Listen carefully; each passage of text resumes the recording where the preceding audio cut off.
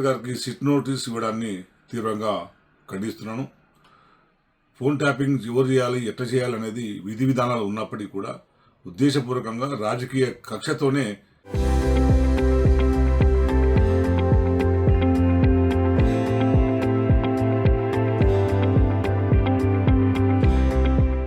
ఇంతకుముందు హరీష్ రావు గారిని, కేటీఆర్ గారిని, సంతోష్ రావు గారిని విచారించిన సిట్ అధికారులు ఇప్పుడు కేసీఆర్ గారిని విచారించడానికి సిద్ధమవుతున్నారు అనేది చాలా స్పష్టంగా అర్థమవుతుంది.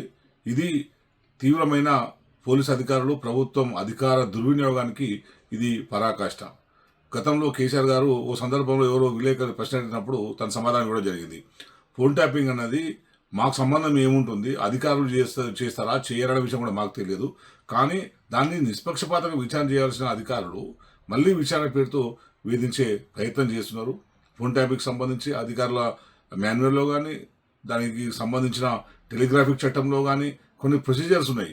ఆ ప్రొసీజర్లో ఎక్కడ కూడా ముఖ్యమంత్రి అనుమతి కానీ, మంత్రి అనుమతి కానీ, వీళ్ళ ఇన్వాల్వ్మెంట్ కానీ ఎక్కడ కూడా లేదు. అధికారులే హోమ్ సెక్రటరీ పర్మిషన్తోనే ఫోన్ ట్యాపింగ్ చేసుకోవాల్సిన వ్యవహారం. అది ఎవరు చేస్తారు, ఎట్లా చేస్తారు అనేది అధికారుల మధ్య వాళ్ళు తీసుకునే నిర్ణయం తప్పించి దీన్ని ఏదో ఒక రాజకీయ నిర్ణయంగా రుద్ది కేసీఆర్ గారిని, కేటీఆర్ గారిని, హరీష్ రావు గారిని, సంతోష్ గారిని ఇట్లా మొత్తం టీఆర్ఎస్ పార్టీ ఇరికిచ్చే ప్రయత్నం చేస్తున్నారు. దీన్ని మేము తీవ్రంగా ఖండిస్తున్నాం.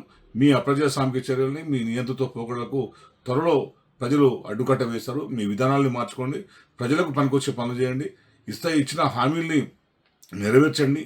ఎక్కడైతే ప్రజలకు ఉపయోగపడే పనులు జరుగుతున్నాయో అక్కడ తీవ్రమైన అవినీతి జరుగుతుంది. ఆ అవినీతి మీద దృష్టి పెట్టండి. అవన్నీ దృష్టి మలచడానికి ఈ సిట్ అని చెప్పి, ఫోన్ ట్యాపింగ్ అని, ఇంకోటని కేసులు తీసుకొచ్చి అనవసరమైన రాద్ధాంతం చేసుకుంటూ తెలంగాణలో ఒక కలుషితమైన వాతావరణాన్ని సృష్టించే ప్రయత్నాన్ని రేవంత్ రెడ్డి గారు చేస్తున్నట్టు కనిపిస్తుంది. ఈ పద్ధతి మానుకోవాలని చెప్పి ఇంకోసారి సిట్ కానీ, ఇంకెవరు కానీ, మీరు ఎవరైనా సరే కేసీఆర్ గారు జోలికి వస్తే తెలంగాణ ప్రజలు ఊరుకోరన్న విషయాన్ని మీరు గుర్తించాలని హెచ్చరిస్తున్నాను. Local to global news at your fingertips. మీ చేతిలో ఒక ఆయుధం. Download Raw TV app. Media legend Ravi Prakash is back.